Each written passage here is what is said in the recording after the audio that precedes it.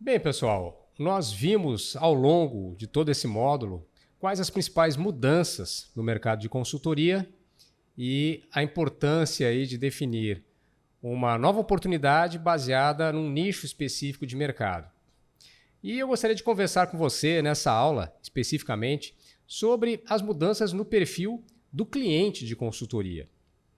Então, exatamente essas mudanças é que direcionam a solução do problema, daquilo que você se propõe a resolver, talvez aí desse novo nicho que você tenha identificado. Então, para que a gente possa começar aí esse bate-papo, vamos falar um pouquinho sobre o comportamento de compra das pessoas em geral, dos clientes em geral, o que mudou efetivamente, e eu acredito que se você atua como consultor, como consultora empresarial, você já deve estar bem conectado aí com essas mudanças. Bem, vamos lá então. Uma das coisas que nós percebemos claramente que se alterou, principalmente aí com o advento da pandemia, foi a mudança do comportamento de compra desses consumidores para a compra online. Então, a gente sabe que as compras online não tinham um papel muito significativo, de uma forma geral, na vida dos consumidores e cada vez mais as pessoas têm buscado aí fazer compras nos canais, nos diversos canais da internet.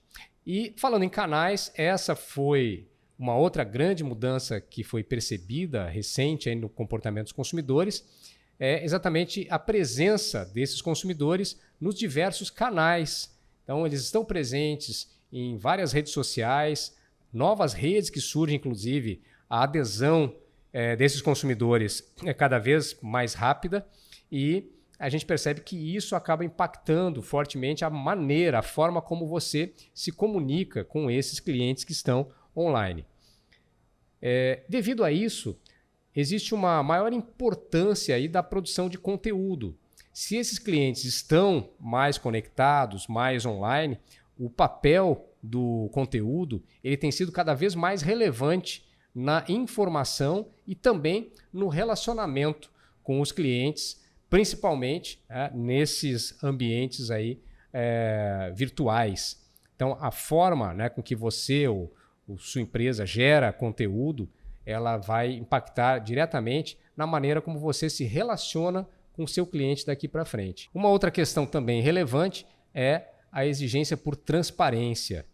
Se percebe hoje que muito mais importante do que promessas, do que as ofertas com aquela linguagem de marketing extremamente persuasiva, claro que isso também é importante, mas a transparência no que você oferece tem sido cada vez mais buscada, mais procurada por esses novos consumidores. E isso também demanda por interações, formas de interações mais humanizadas. A necessidade de estar no ambiente online fez com que as pessoas repensassem, inclusive, a forma de atendimento para uma questão mais próxima. Inclusive, a inteligência artificial vem evoluindo de uma maneira significativa para proporcionar cada vez mais essas relações aí mais humanas, mais próximas do que a gente vinha acostumado com as relações presenciais. A exigência por produtos sustentáveis e também a busca por negócios locais são dois pontos importantes na mudança de comportamento desses consumidores e passaram a ter um papel aí muito mais relevante. Bem, além desses pontos, eu gostaria de trazer para você um gráfico de uma pesquisa realizada em julho de 2020 que traz aspectos bastante interessantes sobre o que o consumidor considera como muito importante na hora de decidir pela compra. Então, se você puder perceber aí os itens que são mais relevantes nessa questão da decisão de compra, nós temos com 73% autenticidade e transparência, com 65% garantia de origem e certificações e 64% a garantia de ética. Temas bastante valorizados, que talvez não representem uma totalidade dos consumidores, mas que já nos dão alguns indícios de qual rumo que esse processo de decisão de compra vem tomando aí nos últimos anos. E seguindo para os itens menos valorizados, ou pelo menos tidos como muito importantes pela minoria dos consumidores, nós temos aí o endosso de celebridade com 12%, apenas 12% consideram muito importante, a publicidade em si com 24%, mídia social com 27% e o boca a boca considerado muito importante por apenas 37% dos entrevistados. Então, nós percebemos que fatores que antes eram determinantes para a tomada de decisão, eles estão perdendo a relevância por um novo nível de consciência aí dos consumidores. E isso acaba impactando no perfil do cliente da consultoria em si, porque, quer queira ou não, você vai lidar aí com empresários, com gestores que vão contratar o seu serviço de consultoria e que também são consumidores de outros produtos, ou seja, também se comportam, né? Tem uma linha de comportamento muito similar a essa que nós acabamos de ver. Então, entrando um pouco aí mais a fundo na questão do perfil do novo cliente de consultoria, eu trago aqui uma citação do Taylor Larson, que é diretor de estratégia e design comportamental da Revé Consulting, né? Uma empresa de consultoria bastante renomada, que ele diz o seguinte: os consultores não estarão mais criando seus resultados em uma caixa preta ou atrás de uma porta de diretoria. Em vez disso, espera-se que os consultores emprestem seus conhecimentos, incorporando-se à organização e apoiando o crescimento de sua capacidade ao longo de seu envolvimento. Então, ele já traz essa mudança de perfil do consultor, pensando exatamente nessa mudança comportamental do próprio cliente de consultoria. Nós já debatemos alguns itens aqui que são considerados como relevantes pelas empresas hoje, muito importantes, como agilidade, soluções num prazo menor, também a questão da especialização.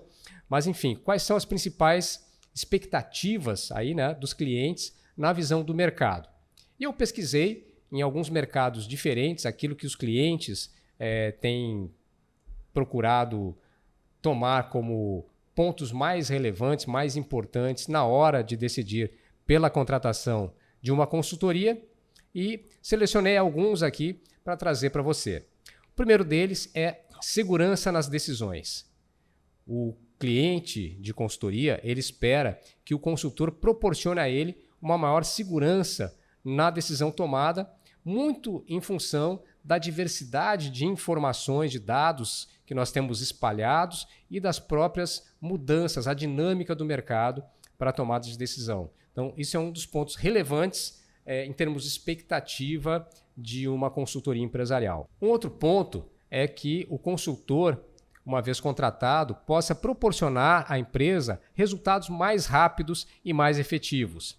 Se antes um projeto de consultoria podia levar 3, 6, 12 meses, hoje as empresas de consultoria e os consultores precisam proporcionar resultados mais imediatos, pois o cliente tem necessidade de obter pelo menos alguns resultados iniciais para que ele possa, inclusive, ter mais segurança no trabalho que está sendo executado. Outro aspecto bastante valorizado pelos empresários é a oferta de soluções mais sofisticadas, soluções mais elaboradas que vão além daquele famoso PowerPoint, né? De simplesmente a indicação, a recomendação de soluções, você entrega um relatório e fica por aí mesmo. Então, o cliente de consultoria, ele espera por uma solução que seja mais elaborada e que tenha um apoio mais efetivo do profissional de consultoria. Um outro aspecto são serviços que aproveitem melhor a tecnologia da informação, que utilizem de tecnologia atrelado ao serviço que você está oferecendo, a sua expertise como consultor. Isso é extremamente importante para o cliente, porque ele próprio vive um processo de mudança em relação à implantação, o uso de novas tecnologias na sua empresa e que ele entende, né, que essa tecnologia é necessária para que ele possa ter mais competitividade. Então, o consultor precisa interagir de uma forma mais próxima com essas tecnologias. E fechando aí essas demandas por consultoria empresarial, uma das coisas extremamente valorizadas pelas empresas, pelos empresários, é que o consultor possua uma visão ampla, uma abrangência, né? Um processo de enxergar mais além do que a sua própria especialidade. E isso é um grande desafio para os profissionais de consultoria, porque se ele precisa se especializar, ele vai cada vez mais fundo na sua área de conhecimento e isso vai num caminho inverso a essa visão ampla. Mas perceba que uma coisa é você ser especialista e atuar num nível de profundidade no assunto que você conhece, e outra coisa é que você conheça de uma forma mais sistêmica, de uma forma mais geral, o mundo dos negócios e como isso funciona. Então, são aspectos aí que você precisa considerar na hora de estruturar o seu serviço de consultoria. Eu gostaria de trazer para você aqui uma grande diferença entre o público-alvo e persona.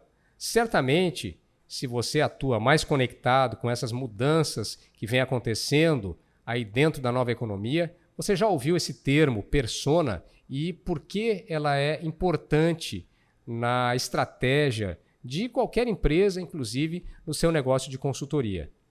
Mesmo que você atue com pessoa jurídica, né, com empresa especificamente, não esqueça que quem compra o seu serviço é uma pessoa, que nós nos relacionamos com pessoas.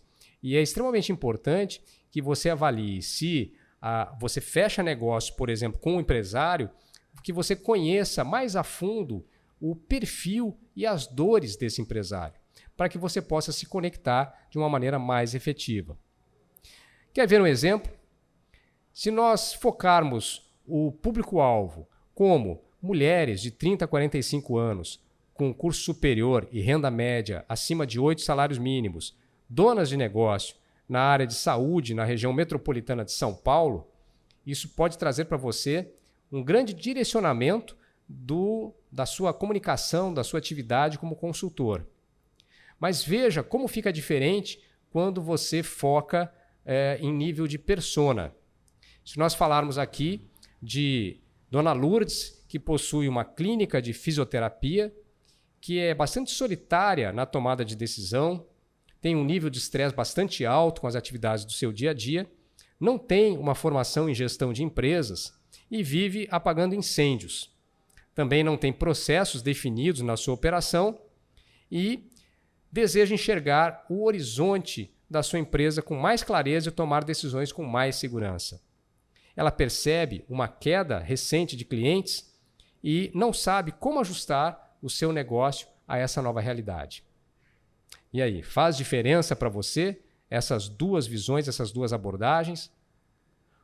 Com qual dessas descrições você acredita que teria uma chance maior de fechamento de negócio? Com qual delas você tem mais condição de estreitar um relacionamento e fazer com que ela se interesse pelo serviço que você está oferecendo? Então perceba que mais do que o nicho, você ter a noção exata de quem são as pessoas e quais as suas características que fazem parte desse nicho.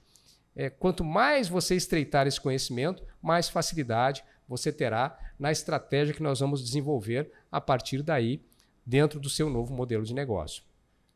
Então, avalie qual o melhor cliente para a sua consultoria.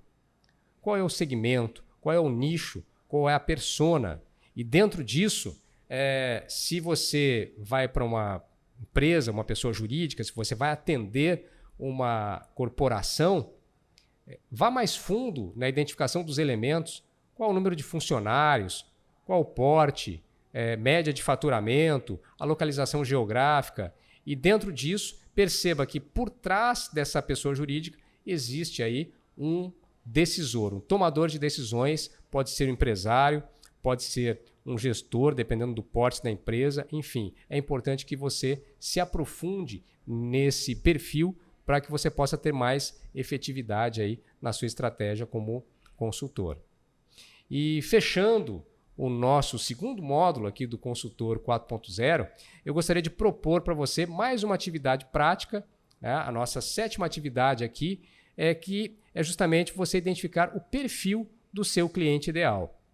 Qual é o perfil, como esse exemplo que eu dei aí de Dona Lourdes, né? Como é que você poderia descrever o perfil, pensando não no cliente que você tem à disposição, mas em quem seria o seu cliente ideal, aquele que vai valorizar o seu serviço, vai pagar o que você imagina que ele vale, vai compreender corretamente a sua proposta de valor. Então, identifique o perfil desse cliente ideal e, logo a seguir, né, a nossa próxima atividade, e a atividade que eu proponho a você, não avance para o próximo módulo sem completar o seu Canvas. Né? Lembra lá do nosso TBC, que é a ferramenta que você baixou aí, né, que você teve acesso no módulo anterior e que começou a construir lá o propósito, o seu perfil naquele primeiro bloco. E agora a proposta é que você complete os itens oportunidade, nicho e